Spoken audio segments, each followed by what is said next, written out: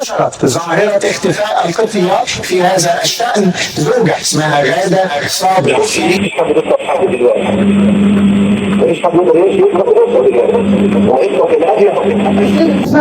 غادة أو بيت الآن اسمها مهلا ولا لا؟ ما أعرفش، أنا ما بتفرقش معايا، مش عايز أشيلها. بيقولوا لها ب50,000 60,000 متابعة. السيدة المسيحية اللي هي أصلا كانت مسيحية وصارت المسيحية ودخلت الإسلام حديثا وعملت قناة على اليوتيوب. هتعامل مع الكنيسة وشوف ولادي طبعا ده هياخد وقت. عليه تربية وسخة. المسيحيين مش عايزين ولادك يبقوا مسلمين. طبعا دلوقتي هي مرة واحد على اليوتيوب ما تشهرها يا رب، ده انت بتختارنا من المذابل ولا حاجة. انا زبالة. راجل من درس ان شاء الله باين على وجهك. واحنا جايين واحنا مش عارفين حتى نرد عليها. واطي اللي مزعلني ان في الفيديوهات بتاعتكم بتضعفوا الايمان المسيحي ضعيف الناس. السلام عليكم ورحمة الله وبركاته. حياكم الله جميعا. في هذا الفيديو المؤثر نروي لكم قصة إيمان وصمود ودعوة لله. إنها قصة أختنا آمنة السلمي. هذه السيدة الشجاعة اعتنقت الإسلام عام 1977 في ولاية كولورادو الأمريكية لتبدأ رحلة مليئة بالتحديات والابتلاءات. واجهت أختنا آمنة اضطهادا من أسرتها، وفقدت وظيفتها كصحفية لمجرد ارتدائها الحجاب، كما تعرضت للطلاق وأخذ أبنائها منها، لكنها لم تتراجع أبدا عن إيمانها، وبفضل صبرها وإصرارها على الحق كان لها أثر كبير في هداية أسرتها، حتى أن زوجها السابق وأبنائه من زوجة أخرى اعتنقوا الإسلام. لقد أمضت آمنة السلمي 30 عاما في الدعوة إلى الله، ناشرة رسالة الإسلام بقلب صادق وعزيمة لا تلين. في هذا الفيديو سنأخذكم في رحلة شيقة في حياة هذه الأخت، ونسلط الضوء على تجربتها التي تعد مثالا حيا على قوة الإيمان والصبر.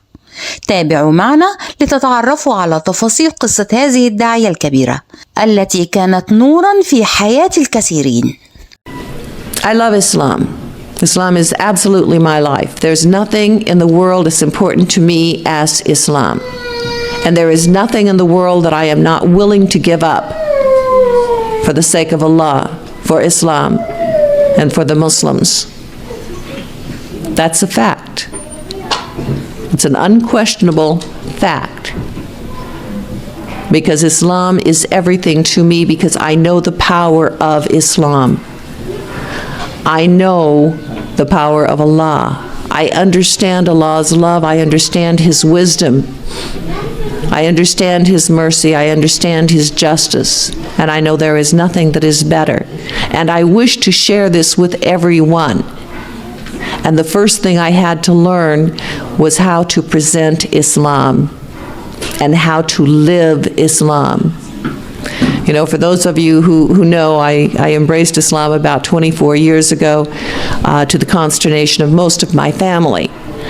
And actually the reaction of my family was so severe that one member of my family actually tried to kill me.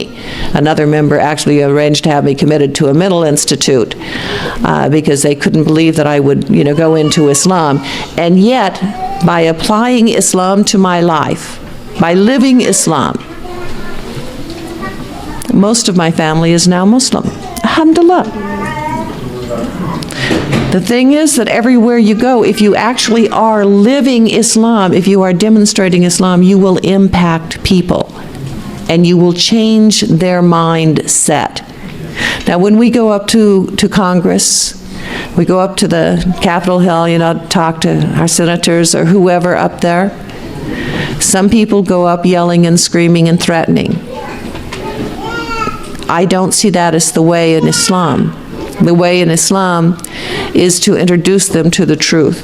So first of all, I let them see me and know me as a Muslim woman, that they would know something of Islam.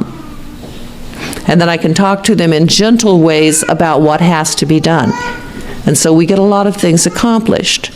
It's not the strong, forceful, cram it down their throat way of the feminists. And I've been there, I've done that. I don't care to follow in that pathway anymore. But I would also go ahead and, because we're talking about how we can make an impact, the women, and one of the ways is that you have to be able to explain Islam in a way that they will understand. Okay, so one of the most important things they're always asked about is the rag on our heads. Why do we wear that thing? Okay, and you know, I'm amazed. I ask Muslims, why do women cover their hair? And maybe 1 out of 99 gives the right answer.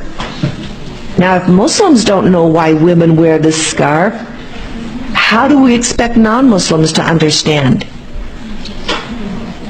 Seriously. The Quran itself says why we cover our hair. What does the Quran say? To identify ourselves as being Muslim. That's number one, that we would be recognized. We put this on. This is an act of truthfulness, all right, so that everybody will know that we are Muslim women. We want everyone to know that we are Muslim women. We are proud of being Muslim women. But then this says a lot too. See, what this tells everyone who sees me is what stands before you is a woman of enormous strength, enormous courage and integrity. This woman will not lie, she will not cheat, she will not deceive. She will be the best employer, the best employee, the best friend, the best advisor, the best counselor. That's a Muslim woman. You can trust her. And it's a warning. Oh yeah. It looks up here and it tells to everybody what stands before you is a woman who knows her worth. She knows her value. She is not a toy. So don't even try to play with her. This is a woman you take serious.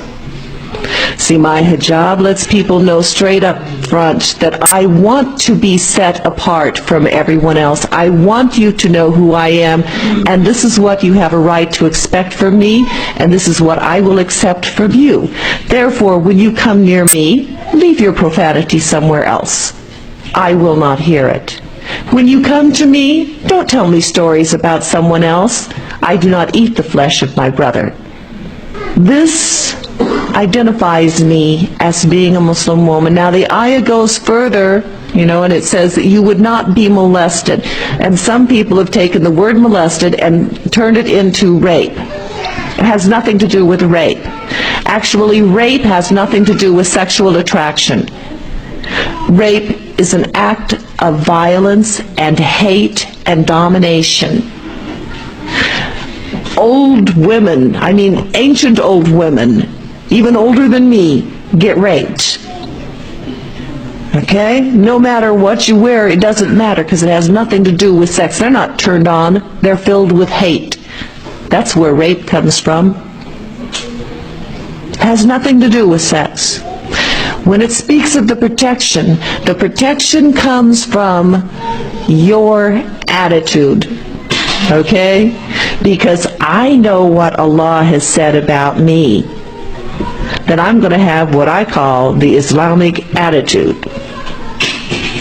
I'm not a toy. I'm truth. I'm honesty. You can trust me. Okay? I take my attitude and I let you know.